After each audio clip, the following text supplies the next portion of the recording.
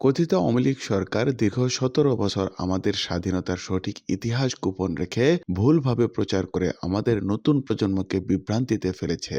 তাই আমাদের সঠিক ইতিহাস জানতে হবে। ১৬ ডিসেম্বর সোমবার সকাল ১১ ঘটিকায় মানিকগঞ্জের সিংগার উপজেলা পরিষদ চত্বরে শহীদ মিনারে পুষ্পস্তবক অর্পণ শেষে বক্তব্য দানকালে একথা বলেন মানিকগঞ্জ ২ আসনের সাবেক সংসদ সদস্য ও বিএনপি চেয়ারপারসনের উপদেষ্টা ইঞ্জিনিয়ার মইনুল ইসলাম খান শান্ত। আমাদের স্বাধীনতার সঠিক ইতিহাস আপনাদের জানতে হবে।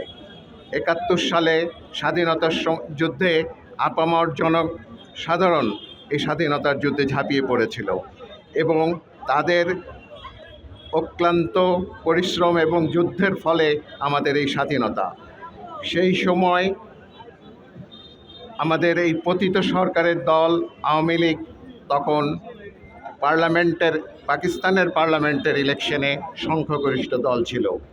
তাদের ওই সময় যুদ্ধের সময় তারা ভারতে আশ্রয় নিয়েছিল এবং সেই ভারতে তারা কি করেছে এবং সাধারণ জনগণ কি যুদ্ধ করেছে এই ইতিহাস সঠিকভাবে জানা হয়নি। এই গত ১৭ বছরে এই ইতিহাসকে পরিবর্তন করে আমাদের উপরে নতুন করে তারা একটা অসত্য ইতিহাস সামনে আনার চেষ্টা করেছে। তিনি আরো বলেন, আমাদের নতুন প্রজন্মকে এই ইতিহাস জানতে হবে।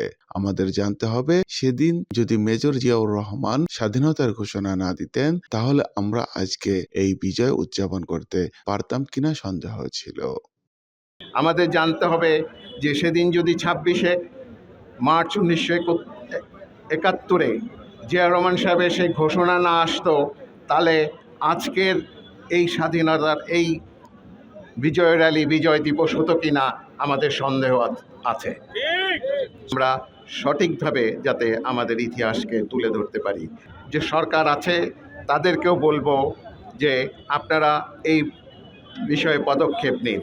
জাতির সামনে সঠিক ইতিহাস তুলে ধরতে তিনি বর্তমান অন্তর্বর্তীকালীন সরকারকে পদক্ষেপ নিতে আহ্বান জানান। এর আগে তার নেতৃত্বে এক বিশাল আনন্দ র্যালির আয়োজন করা হয়। র্যালিটি সিংগার বাজারের প্রধান সড়ক প্রদক্ষিণ করে সিংগার থানার সামনে দিয়ে সিংগার উপজেলা প্রেস ক্লাবের সামনের রাস্তা দিয়ে উপজেলা পরিষদে গিয়ে শেষ হয়।